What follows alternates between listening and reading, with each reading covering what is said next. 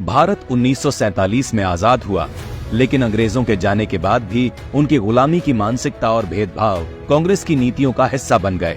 कांग्रेस ने अंग्रेजों की सोच और प्रतीकों को संरक्षित रखा और देश को विकास की राह से भटकाकर पिछड़ेपन की ओर धकेल दिया। यही वजह है कि आजादी के दशकों बाद भी भारत हर क्षेत्र में पिछड़ा रहा। आजादी के बाद भी कांग्रेस ने गुलामी की मानसिकता को बढ़ावा दिया, जिससे भारत की असली स्वतंत्रता की चमक फीकी पड़ गई। कांग्रेस की नीतियों ने न केवल विकास को रोका, बल्कि देश को गर्त में धकेलते रहे, जिससे भारत वैश्विक मंच पर अपनी असली पहचान बनाने में असफल रहा।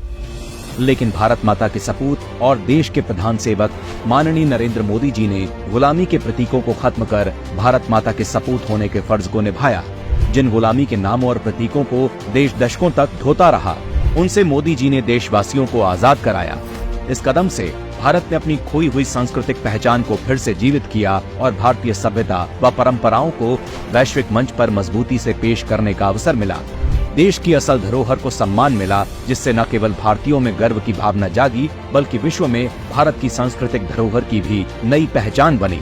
मोदी सरकार ने राजपथ का नाम बदलकर कर्तव्य पथ किया, जो भारत की नई दिशा और जिम्मेदारी का प्रतीक है। भारतीय नौसेना के ध्वज से किंग जॉर्ज के क्रॉस का निशान हटाकर मोदी सरकार ने छत्रपति शिवाजी महाराज के ध्वज के निशान को अपनाया, जो भारत की सांस्कृतिक विरासत और गौरव का प्रतीक है। अंग्रेजों के जमाने के कई पुराने कानून जैसे इंडियन पीनल कोड, CRPC और इंडियन एविडेंस एक्ट को हटाकर मोदी सरकार ने नए कानून भारतीय न्याय संहिता, भारतीय नागरिक सुरक्षा संहिता और भारतीय साक्ष्य संहिता को पारित किया। ये न केवल कानून में सुधार है, बल्कि गुलामी के पुराने ढांचे से मुक्ति भी है।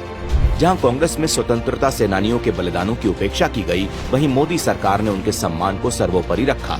इंडिया गेट पर जहां कभी जॉर्ज पंचम की मूर्ति हुआ करती थी, उस ऐतिहासिक कैनोपी में मोदी सरकार ने 28 फीट ऊंची नेताजी सुभाष चंद्र बोस जी की भव्य प्रतिमा स्थापित कर मोदी सरकार ने भारत के महान नायकों को उचित सम्मान दिलाया। इसके साथ ही दशकों से लटके नेशनल वॉर मेमोरियल को पूरा कर 2,26,000 से अधिक शहीद हुए सैनिकों को सम्मानित किया गया, जो देश के लिए अद्वितीय योगदान का प्रतीक है।